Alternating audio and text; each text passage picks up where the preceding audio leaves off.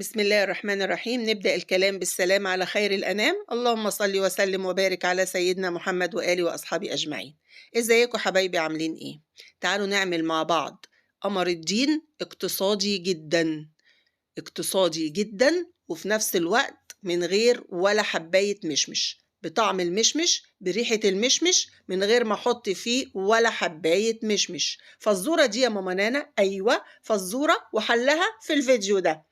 بس لو عجبك الفيديو ما تبخليش عليا سبسكرايب، وتفعلي زر الجرس تخليه على الاسود عشان يجيلك اشعار باي فيديو جديد بنزله، واللايك القمر بتاعك، والكومنت القمرين اللي زيك. ربنا يخليكم ليا ويديمكم نعمة في حياتي. ويلا بينا عشان اقولك اتعمل ازاي.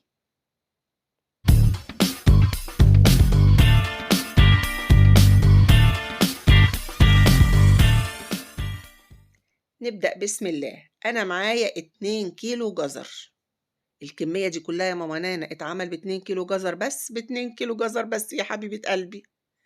ممكن تخرطيه كده وممكن تبشريه، وللأمانة لو بشرتيه يكون أفضل، هيسهل عليكي أكتر ويسرع معاكي السوا بتاعه. طيب هنعمل إيه بقى كده في الجزر بتاعنا؟ أول حاجة هنحط عليه كيلو سكر، مش سكر بودر، سكر عادي بتاع الشاي. ممكن لو حابة تقللي السكر قلليه، بس طبعا هتضطري إنك تزودي السكر في العمايل لما تيجي يعني تعمليه عصير أو تعمليه مهلبية. ومعلقتين كبار مليانين ملح ليمون. طب لو مفيش ملح ليمون ممكن تعصري ليمونتين، في بدائل كتير. ومعايا معلقة كبيرة مليانة عسل كلوكوز. البرطمان ده مش غالي، يعني أنا كنت جايباه، هو دلوقتي بقاله حوالي سنة معايا، كنت جايباه من سنة بحوالي 25 جنيه. مش غالي على فكرة، وبيقعد معاكي أكتر من سنة كمان. هناخد كده معلقة كبيرة مليانة عسل كلوكوز. ده بيتجاب منين؟ بيتجاب من عند العطار أو من عند مستلزمات الحلواني.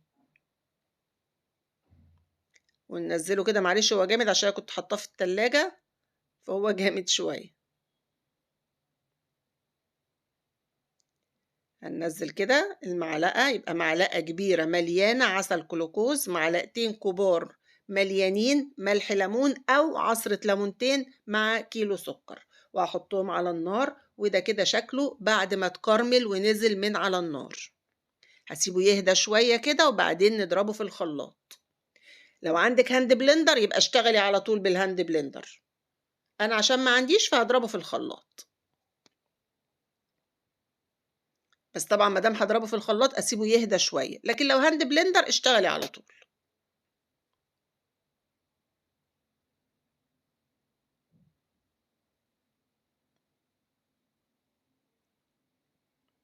افضيه كده في الخلاط معايا. اللهم صل وسلم وبارك على سيدنا محمد واله واصحابه اجمعين.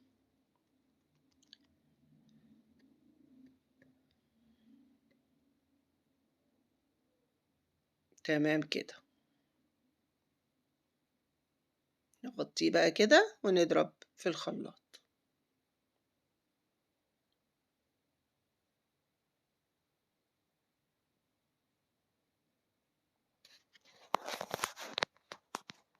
بالطريقه دي كده هنفضيه. انت هتلاحظي ان هو خشن شويه، تمام، مفيش اي مشكله، ما هو هيتضرب تاني. طب هيتضرب التاني ليه يا ماما نانا؟ هقولك بس اصبري عليا.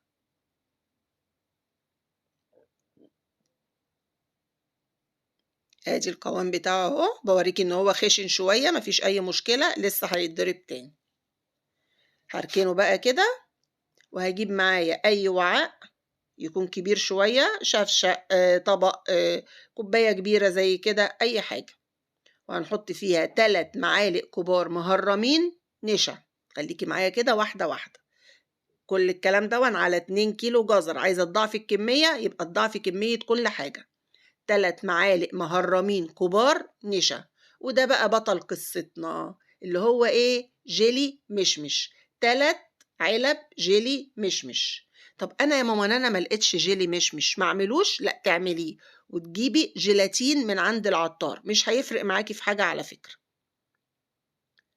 جيلاتين من عند العطار، هتحطي 3 معالق مليانين مهرمين جيلاتين. يبقى يا إما تحطي 3 بواكي جيلي مشمش أو 3 معالق كبار مهرمين جيلاتين مع 3 معالق كبار مهرمين نشا وكوباية مية من الحنفية، مش مية دافية، مية باردة خالص من الحنفية. ونقلب بقى الكلام ده مع بعضه، نقلبه كويس قوي، مش عايزة أي تكتلات فيه. وهنزل بيه على الجزر بتاعي اللي ضربته في الخلاط. نقلب بقى كده الكلام الحلو ده مع بعض، وهنرجع نضربه تاني في الخلاط، وهنعلق عليه على النار تاني يا ماما نانا. أيوة تاني، عشان الجيلاتين مع النشا يتماسك كله مع بعضه لما يتعلق عليه على النار. بس هضربه تاني في الخلاط الأول عشان ينعم معايا، ما يبقاش بالخشونة دي.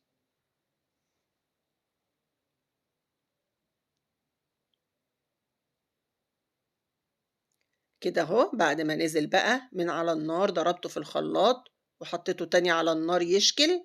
طب أعرف منين إن هو كده تمام واستوى وبقى بالقوام المطلوب؟ تختبريه بإيه؟ هجيب معلقة وعلى ظهر المعلقة بتاعتي كده وأعمل فاصل. لقيته ما ضمش على بعضه تاني، يبقى كده بقى تمام التمام. لو لقيتيه ضم على بعضه يبقى لسه عايز سوى شوية على النار. الصاج أنا دهنته زيت من تحت، وبعدين فتحت أكياس تلاجة وحطيتها من فوق، ودهنت كمان زيت فوق أكياس التلاجة عشان لما أجي أطلع القمر الدين بتاعي يطلع معايا بكل سهولة. طب ليه دهنت زيت من تحت؟ إيه لازمته؟ عشان يخلي الكيس يمسك في الصاج، ما يتحركش معايا ويضايقني. نفرد بقى كده، أحاول أخليه رقيق على قد ما أقدر، أرققه على قد ما أقدر عشان ينشف معايا بسهولة وما يتعبنيش. زي ما قلتلك هو بياخد فترة عشان يجف وينشف ويتماسك، من 4 أيام لأسبوع. أنا قاعد معايا بالظبط 5 أيام.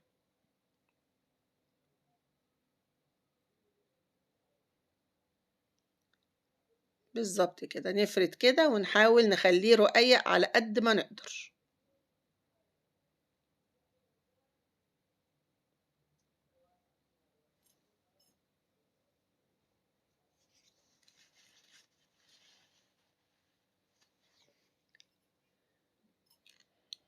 نفرد كده ونرققه قدر الإمكان، بس بالراحة كده.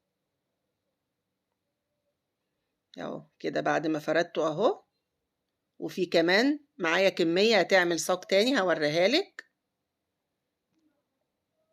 ادي كمان الكمية اهي هتعمل لي صاج تاني.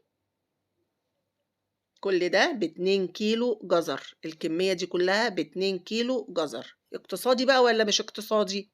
ادي كده بعد ما جف معايا ونشف اهو، زي ما قلت لك كده عمل معايا صاجين.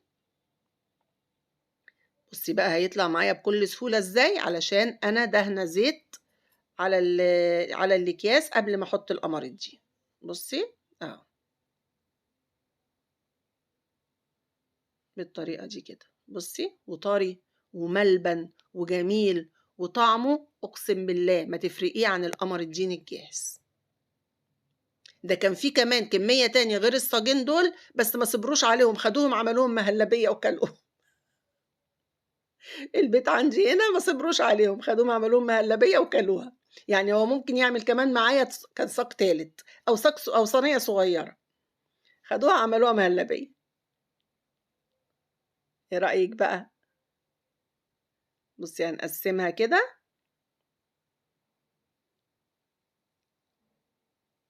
نفتح كده أكياس تلاجة ونحطها ونقسمها كده عليها. شايفة؟ بصي عامل ازاي، وبصي طري ازاي، وفي نفس الوقت متماسك. طري وفي نفس الوقت متماسك جدا. شايفة الجمال؟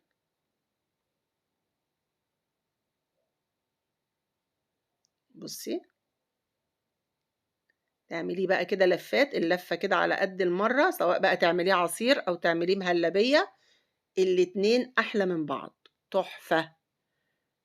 وبصي طري معايا ازاي، بصي طري ويروح ويجي معايا كده وزي الملبن. بصراحة تحفة. وما كلفناش، يعتبر استعدينا كده لرمضان، وبقى عندنا كمية من القمر الدين بأقل التكاليف. بصي عمل معايا كام لفة؟ عمل معايا 5 لفات قمر الدين. بصي من 2 كيلو جزر. حابة بقى تضاعفي الكمية، حابة تعملي مشروع من بيتك قمر الدين، حابة تعملي وتهادي بيه حبايبك، في منتهى الجمال واقتصادي جدا ومش مكلف. ما تنسينيش بقى الاشتراك في القناة، تفعلي زر الجرس تخليه على الاسود عشان يجيلك اشعار بأي فيديو بنزله، واللايك والكومنت، واعمليه واكتبي لي في الكومنتات طلع ازاي، واكيد من ايدك هيبقى احلى.